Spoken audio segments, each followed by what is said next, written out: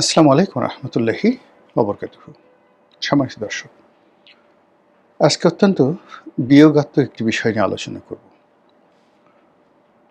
মৃত্যু নিয়ে এবং মৃত্যু পরবর্তী সহিংসতা এবং মানুষের যে রাজনৈতিক জিঘাংসা অর্থাৎ প্রতিশোধ গ্রহণের যে স্পৃহা, একই সঙ্গে রাষ্ট্রীয় বাহিনীগুলোর যে দুর্বলতা, অক্ষমতা এবং অমানবিকতা, এই বিষয়গুলো নিয়ে সংক্ষেপে আলোচনা করব। আমি সাধারণত বিভিন্ন যে আপনাদের সামনে যে কন্টেন্ট তৈরি করি সেখানে ইতিহাসের অনেক ঘটনা বর্ণনা করি। অনেক সময় এগুলো শুনতে গিয়ে কারো বিরক্তি চলে আসে, এই কারণে যে ভিডিও দীর্ঘ হয়ে যায়। প্রাণান্ত চেষ্টা করব খুব সংক্ষিপ্ত সময়ের মধ্যেই ভিডিওটি শেষ করার জন্য। দুটো ঘটনা আপনারা দেখেছেন। প্রথম ঘটনাটি হলো চট্টগ্রামের বীর মুক্তিযোদ্ধা, আওয়ামী লীগের অন্যতম শীর্ষ এবং বনেদি নেতা ইঞ্জিনিয়ার মোশাররফ সাহেব। তার মৃত্যুর পর সেখানে বিশাল জানাজার আয়োজন হয়। বিএনপির অনেক নেতৃবৃন্দ সেখানে অংশগ্রহণ করেন। আর সেখানে বিক্ষুব্ধ আওয়ামী লীগের যারা নেতাকর্মী রয়েছেন, শোকার্ত নেতাকর্মী রয়েছেন, তারা জয় বাংলার স্লোগানে ফেটে পড়েন। তারপর বঙ্গবন্ধু ভুলিনি তোমায়, মোশাররফ ভাই তোমাকে ভুলিনি, এই সকল স্লোগান দিয়ে নেতা এবং কর্মী যারা রয়েছেন তারা তাদের যে অবদমিত রাজনৈতিক স্পৃহা, এটা প্রকাশ করার চেষ্টা করেন। তো সেই ঘটনা যখন গণমাধ্যমে আসে, সেটা নিয়ে সারা বাংলাদেশে আলোড়ন তৈরি হয়ে যায়। প্রথমত পুলিশ বাহিনী বেশ চাপের মধ্যে পড়ে যে এরকম নিষিদ্ধ একটি সংগঠন, তারা আসলো, জানাজা অংশগ্রহণ করলো, তোমরা কি করলে? সেখানে এত মানুষ জয় বাংলার স্লোগান দিলে কাউকে ধরতে পারলে না। পুলিশও খুব বিপদে পড়ে গেল। আর যে সকল বিএনপি নেতৃবৃন্দ, ইনক্লুডিং সেখানে চট্টগ্রাম সিটি কর্পোরেশনের যিনি বর্তমান মেয়র রয়েছেন জনাব শাহাদাত, তিনিও সেখানে ছিলেন। তো তারাও বিব্রত হয়ে গেলেন যে এ কি হলো। এরপর থেকে আসলে সরকার কোনো সিদ্ধান্ত নিতে পারেনি যে পরবর্তীতে এরকম ঘটনা কিভাবে প্রতিহত করা যাবে। জানাজার মতো অনুষ্ঠান, দাফন কাফনের মতো অনুষ্ঠান, এগুলো কিভাবে নিয়ন্ত্রণ করা সম্ভব। অন্যদিকে পুলিশের উপর একটা মনস্তাত্ত্বিক চাপ তৈরি হয়ে গেল যে এই ধরনের ঘটনায় যদি আমরা সরকারকে নিজেদের তৎপরতা দেখাতে না পারি তাহলে তো আর দাম থাকে না। এবং আমাদের বাহিনীগুলো সবসময় শক্তের ভক্ত, নরমের জম, তারা সবসময় সরকারের পক্ষে থাকে। আর সরকারের যখন পক্ষে থাকে তখন তাদের মধ্যে অনেক রবিন হুড তৈরি হয়ে যায়। অবস্থা দৃষ্টে মনে হয় এদের জন্ম হয়েছে মানে সেনাপতি রূপে, এদের জন্ম হয়েছে মহাবীর রূপে, এবং এদের পিতামাতা বীর প্রসূ। এখন এই সকল বীর যখন যে দল ক্ষমতায় থাকে তাদের তোষণ করে, আর যখন সে দল ক্ষমতা থেকে চলে যায় তখন তার এত দ্রুত পালিয়ে যায় নিরাপদে, নিভৃতে। আর এদের যারা নাটের গুরু থাকে বড় বড় পদে, এরা সবসময়ই জেলখানাতে পচে। আওয়ামী লীগ জামানাতে বিএনপির অনেকজন আইজিপি বা 111-এর সময় তারা জেলে ছিলেন। খোদাবাক চৌধুরী জেলে ছিলেন, কাইয়ুম সাহেব জেলে ছিলেন, আরও অনেকে। আবার এখন অনেকে জেলে আছেন, আর অনেকে জেলে যাওয়ার মানে জন্য মনে মনে ভয়ে আছেন, আর অনেকে জেল অ্যাভয়েড করার জন্য পালিয়ে বেড়াচ্ছেন। এই হলো বীরত্বের নমুনা। যাই হোক, সেই বীরেরা এখনও থেমে নেই। নতুন নতুন বীরেরা নতুন নতুন জায়গা দখল করেছে। তো সেই বীরেদের যে বীরত্ব, সেই বীরত্ব আমরা দেখলাম ধানমন্ডিতে। সেখানে বর্ষিয়ান আওয়ামী লীগ নেতা, কিংবদন্তি রাজনীতিবিদ তোফায়েল আহমেদ, তার প্রথম জানাজা অনুষ্ঠিত হলো ধানমন্ডির ঐতিহ্যবাহী তাকওয়া মসজিদে। তো সেখানে জনাব সাবির হোসেন চৌধুরী তিনি গেলেন এবং তাকে দেখে নেতাকর্মীরা, আওয়ামী লীগের নেতাকর্মীরা আবেগ আপ্লুত হয়ে পড়লেন। এমনি ধানমন্ডির যে এলাকাটি, ওটি আওয়ামী লীগ অধ্যুষিত, আর তাকওয়া মসজিদের পাশেই ৩২ নম্বর বঙ্গবন্ধুর বাড়ি, লেকের পাড়ে একদম। তো ওই এলাকাকে কেন্দ্র করে মানুষের আবেগ, তারপরে দীর্ঘদিন পরে তারা একত্র হতে পেরেছে। তোফায়েল ভাইয়ের মতো একজন মানুষ ইন্তেকাল করেছেন, আর সাবের সাহেবের মতো একজন ক্লিন ইমেজের নেতা সেখানে গিয়েছেন। বিভিন্ন সময় কথা হচ্ছিল ক্লিন ইমেজের নেতাদেরকে নিয়ে একটি রিফাইন্ড আওয়ামী লীগ তৈরি করা হবে। তো সাবির ভাইকে অনেক নেতাকর্মী ধরে নিচ্ছেন যে ভবিষ্যৎ আওয়ামী লীগের সভাপতি বা সেক্রেটারি। তো সেই অর্থে তাকে দেখে নেতারা স্লোগান দেওয়া শুরু করলো। আর এই পরিস্থিতিতে যারা আইনশৃঙ্খলা রক্ষায় নিয়োজিত ছিলেন তাদের ভয় লেগে গেল যে এটা যদি চলতে থাকে, সাবের সাহেব যদি নিজের মুখ দিয়ে জয় বাংলা উচ্চারণ করে ফেলেন, নেতাকর্মীরা যদি আরেকটু অগ্রসর হয়, তাহলে ওই এলাকায় যিনি দায়িত্বরত ডিসি রয়েছেন পুলিশের, ওই থানার যিনি ওসি রয়েছেন, ওখানে যে পেট্রোল পুলিশ রয়েছে, তাদের কয়জনের চাকরি থাকে আর কয়জনের যায়, এরকম একটা আশঙ্কা।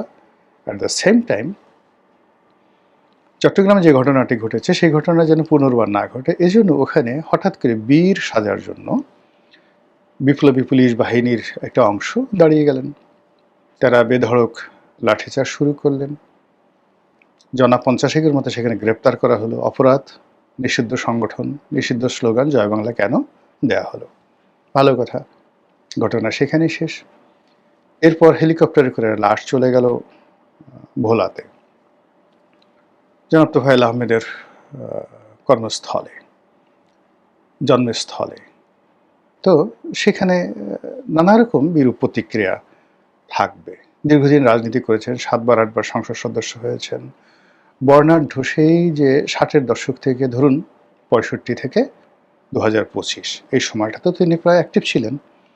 এই সুদীর্ঘ প্রায় ৬০ বছরের রাজনীতি, ৬০ বছরের রাজনীতিতে যদি প্রতি বছর ১০ জন করে শত্রু হয়, ৬০০ শত্রু তো হয়ে যাবেই। বন্ধু যারা আছে তারা তো খুব অল্প জনই বন্ধুত্বের কথা স্মরণ করে, কিন্তু শত্রু সবসময়ই যাকে বলা হয় সচল থাকে। এরপর এত বড় নেতা, তাকে কেন্দ্র করে নানা রকম দালাল, ফড়িয়া, আত্মীয় স্বজন, এদের অত্যাচার থেকে ফলে ভোলাতে তোফায়েল বিরোধী একটা বিরাট শক্তি ছিল। আর সেই শক্তিকে দমন করার জন্য তোফায়েল সাহেবের হাতুড়ি বাহিনী ছিল, এটা স্বাভাবিক ব্যাপার। কিন্তু সব কিছুর ঊর্ধ্বে ভোলাকে কেন্দ্র করে, বরিশালকে কেন্দ্র করে, বাংলাদেশকে কেন্দ্র করে, মুক্তিযুদ্ধকে কেন্দ্র করে, রাজনীতিকে কেন্দ্র করে তোফায়েল আহমেদের যে অবদান, যে আবেগ, এটা এই বাংলা কিয়ামত পর্যন্ত স্মরণ করবে। তো সেই অর্থে তোফায়েল আহমেদের লাশ যখন ভোলাতে গেল, যারা তরুণ তুর্কি বিএনপি, তারা বলল যে না, এই লাশ দাফন করতে দেওয়া হবে না, এই লাশ এখানে আওয়ামী লীগের জায়গা হবে না, ইত্যাদি ইত্যাদি। পরে অবশ্য বিএনপির যারা সিনিয়র নেতৃবৃন্দ বা ঢাকা থেকে যারা আরও সিনিয়র নেতৃবৃন্দ, তাদের হস্তক্ষেপে পরিস্থিতি শান্ত হয় এবং অনেক সিনিয়র বিএনপি নেতা এই জানাজায় অংশগ্রহণ করেন। কিন্তু এরপরও মানুষের ক্ষোভ থামেনি। অনেকে বলছে যে আচ্ছা ঠিক আছে, জানাজা হয়েছে, তাতে কী হয়েছে, লাশ তো এখনো কবরে আছে। এই না, ইন্টারনেটে যে সকল কথাবার্তা হচ্ছে, এই সকল কথাবার্তা আসলে বলাটা শোভনীয় নয়। আমার বক্তব্য কয়েকটি জায়গাতে। প্রথম বক্তব্য হলো যে আমরা যারা রাজনীতি করি, আমরা সবসময় দুর্বলের উপরে, অসহায়ের উপরে আঘাত করে আনন্দ পাই। আর আমাদের যখন সুসময় থাকে, আমাদের সুসময়ের সময় আমরা ভুলে যাই যে কোনো একটা সময় আমাদের দুঃসময় ছিল। বিএনপি এখন বা জামাত এখন মনেই করে না যে একটা সময় তারা মজলুম ছিল। আর আওয়ামী লীগ এখন ভাবতেই পারে না যে কোনো একটা সময় তারা দেশ চালিয়েছে টানা ১৭ বছর, তার আগে ৩.৫ বছর, তার আগে ৫ বছর, এরকম তারা কল্পনাই করতে পারে না। তারা মনে করে তাদের জন্মই হয়েছে পালিয়ে থাকার জন্য, এবং তাদের জন্ম হয়েছে নিজেদেরকে গোপন রাখার জন্য। আদারওয়াইজ একটি শোক সন্তপ্ত পরিবেশ। একজন মৃত মানুষের উপরে হাজার হাজার জীবিত মানুষ ভর করে স্লোগান দিচ্ছে, এর চাইতে কাপুরুষতা আর হতে পারে না। যদি সাহস থাকে, শক্তি থাকে, ৩২ নম্বরে যান, বঙ্গবন্ধু এভিনিউতে যান, প্রেস ক্লাবের সামনে আসেন। যেহেতু আপনারা জীবিত, আপনাদের শক্তি আছে, সামর্থ্য আছে, মুখে মাস্ক পরে ছবি তোলার জন্য ১০-১২ জন, ১০০-১৫০ জন, পিছনের আরও এআই দিয়ে একটা বিরাট, যাকে বলা হয় মিছিলের ভাব দেখিয়ে কলকাতার যে সকল লোক পালিয়ে আছে তাদের কাছে সেই ভিডিও পাঠিয়ে দিয়ে বাহবা নেয়ার যে চেষ্টা, এটা বীরত্বের লক্ষণ নয়। অন্যদিকে ধরুন, আমি আমার নিজের একটা অভিজ্ঞতা বলি।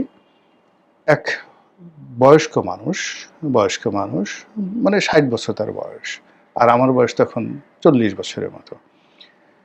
তার সঙ্গে আমার খুব বাহাস হলো। তো সে আমাকে খুব দাপট দেখাচ্ছে।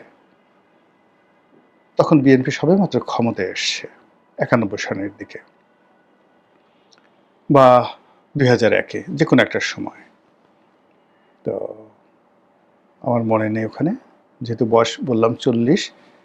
তো এনিওয়ে, তো সেই ভদ্রলোক ব্যারিস্টার আব্দুস সালাম তালুকদারের নিকটাত্মীয়। আব্দুস সালাম তালুকদার সাহেব তখন মারা গেছেন। তো তিনি তাকে বললেন যে, তুমি জানো আমি তোমাকে কি করতে পারি? তা আমি বললাম যে, তুমি আমার ঘোড়ার ডিম করতে পারো, কিছুই করতে পারবে না। কেন কেন কেন? প্লেনে বসে, সে ড্রাঙ্কার অবস্থায় ছিল। তা আমি বললাম যে, যে জীবিত মানুষ মৃত মানুষের বাহাদুরি করে, যে জীবিত মানুষ তার বীরত্ব দেখানোর জন্য মৃত মানুষের ইতিহাস বহন করতে হয়, সে অন্য একটা জীবিত মানুষের একটা পশম স্পর্শ করতে পারে না। তো ভদ্রলোক জ্ঞানী, লেখাপড়া জানা মানুষ, তিনি প্লেনে বসে আমার সাথে রাগারাগি করার জন্য যথেষ্ট মদ খেয়েছিলেন, কিন্তু আমার এই কথা শুনে একেবারে নির্বাক হয়ে গেলেন। এখানে ঠিক একই কথা। ইঞ্জিনিয়ার মোশাররফ সাহেব মারা গেছেন, তোফায়েল সাহেব মারা গেছেন, তাদের লাশকে সামনে নিয়ে, লাশকে ওসিলা করে আমার ক্ষোভ জানাতে হবে, বিক্ষোভ জানাতে হবে, এটা বীরত্বের লক্ষণ নয়। এই কাজ আওয়ামী লীগের যারা লোকজন করেছেন, ভুল করেছেন, আগামীতেও এই কাজ যদি করেন আরও ভুল করবেন। তাদের জন্য দোয়া করুন, তাদের জন্য কান্নাকাটি করুন, কোরআনখানি করুন, পরিবেশটিকে শোকসন্তপ্ত রাখুন। এটা হলো প্রথম পরামর্শ। দ্বিতীয় যে বিষয়, সেটি হলো যে, একটা মানুষ যখন প্রকৃতির স্বাভাবিক নিয়মে মারা যায়, তখন তার প্রতি শ্রদ্ধা জানানো, তার শেষকৃত্য অনুষ্ঠান করানো রাষ্ট্রের দায়িত্ব। আপনি এখন কাউকে পাড়িয়ে মেরে ফেললেন, কাউকে ক্রস ফায়ারে মেরে ফেললেন, কাউকে বিচার করে মেরে ফেললেন, সেটা আলাদা।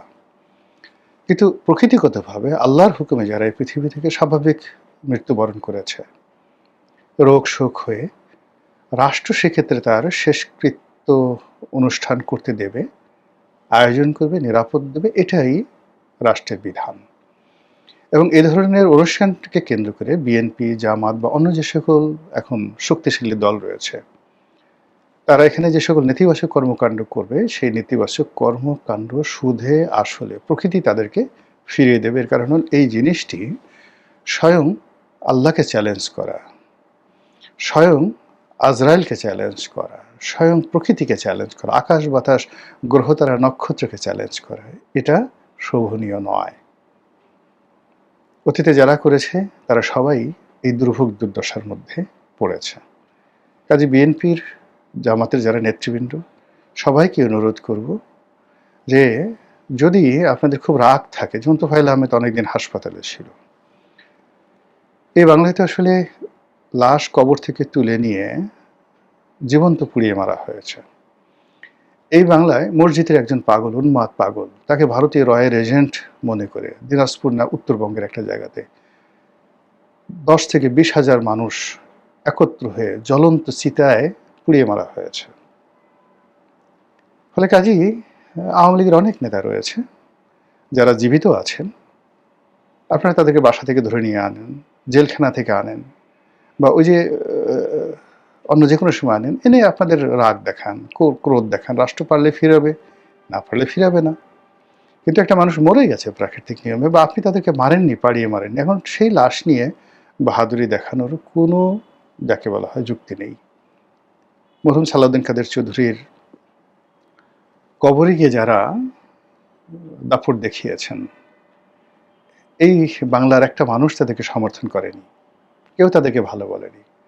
এবং যারা সেই কাজ করেছে, গিয়ে দেখুন কিভাবে প্রকৃতির অভিশাপে সেই একটা কবরকে লাঞ্ছিত করার কারণে তাদের রাজনীতি গেছে, পরিবার গেছে, ব্যবসা বাণিজ্য সবকিছু তছনছ হয়ে গেছে। এটা শোভনীয় নয়। থার্ড, পুলিশ বাহিনীকে বলবো যে বাবা এটা ছেড়ে দেন না, একটু মৃতের অনুষ্ঠান, এখানে যা কিছু হোক না কেন, কোনো মৃত্যুকে কেন্দ্র করে লাশকে সামনে নিয়ে মানুষের যে বিক্ষোভ, সেই বিক্ষোভ কোনোদিন কখনো কোথাও সহিংস হয়নি। আপনারা দেখাতে পারবেন না। আপনার স্বাভাবিকভাবে একজন লোক মারা গেছে শোকবহ পরিবেশে, সেই লাশ সামনে এনে তারপরে সেই লাশ নিয়ে আপনি ধরেন যদি সবচেয়ে বড় যে মৃত্যু পুলিশের হাতে, এটা তো স্বাভাবিক মৃত্যু নয়, শহীদ মতিউর ৬৯-এর গণ অভ্যুত্থান। তো সেই শহীদ মতিউরের লাশ নিয়ে মানুষ গণ অভ্যুত্থান করেছে।